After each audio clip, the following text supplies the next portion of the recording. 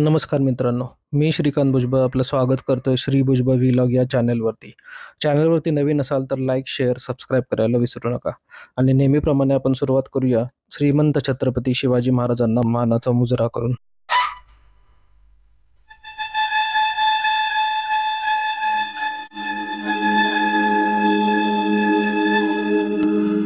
सातारा शहराच्या पश्चिमेस सुमारे 6 ते 7 किलोमीटर दूर असलेले आणि यवतेश्वर डोंगरात वसलेले यवतेश्वर शिव मंदिर आज आपण पाहणार आहोत. भव्य कमानीतून प्रवेश केला आणि पार्किंगमध्ये असणाऱ्या जागेवरून बाहेरून मंदिराचे पावसाळ्यातले रूप अनुभवले.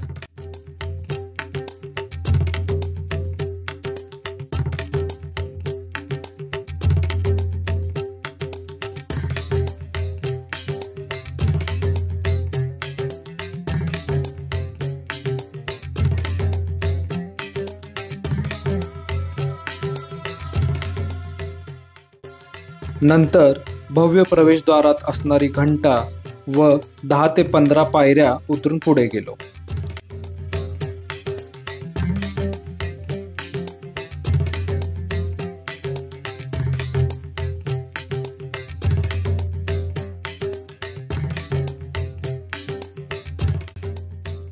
त्यानंतर तिला तो भव्य दगडी बांधकामात असलेला परिसर. हे मंदिर यादवकालीन असून बाहेर भव्य दीपमाला स्तंभ आहे.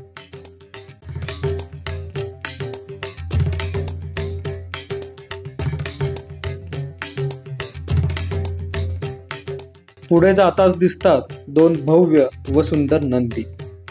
हे 2 नंदी पाहणे म्हणजे नवलच होते. यवतेश्वर डोंगर समुद्र सपाटीपासून 1250 मीटर उंच असून येथे श्रावणात प्रचंड गर्दी होते. गाभाऱ्यात भगवान शंकराची शिवमूर्ती असून इथली यात्रा दरवर्षी आश्विन अमावस्येला भरते. काही अंतरावर असणाऱ्या देवाच्या आंब्याच्या झाडावर चढून त्याच दिवशी येणारा बिना हंगामाचा मोहर काढून यात्रेची सुरुवात होते व मोहराची फांदी पालखीत ठेवून यात्रा वाजत गाजत मंदिरात आणली जाते.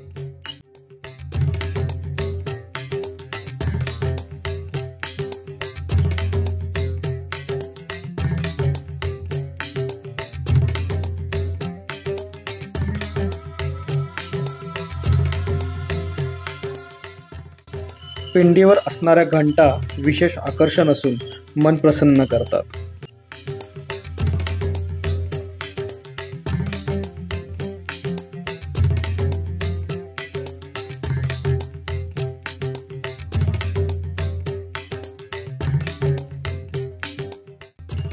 बाहेरच वरद विनायकाचे दर्शन घेतले.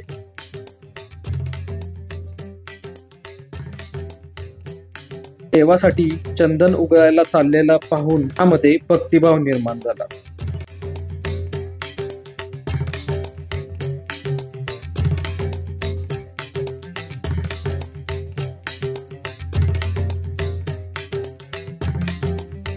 समोरच काळभैरवाचे भव्य मंदिर असून त्यात द्रविडियन पद्धतीची मूर्ती आढळते.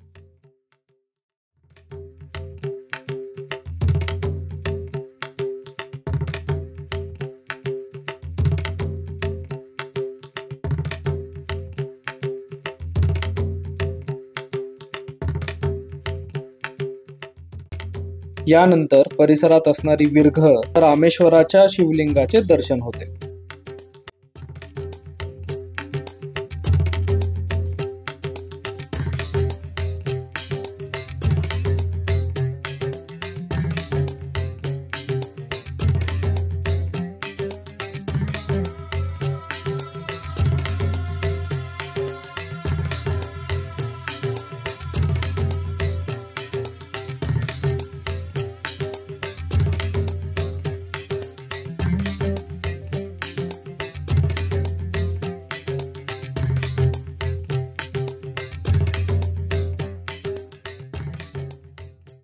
पावसाळ्यात इथले वातावरण अतिशय खुलत असून समोरच श्री हनुमानाचे पण दर्शन होते.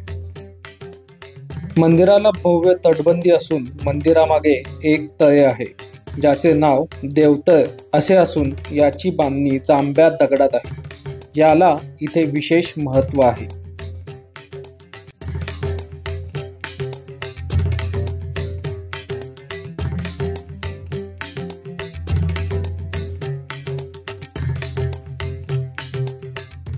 यानंतर श्री गुरुदेव दत्त यांचे दर्शन होते. आसला पर्यटनासाठी जाताना या मंदिराचे दर्शन मी घेतले आणि मन अगदी प्रसन्न झाले.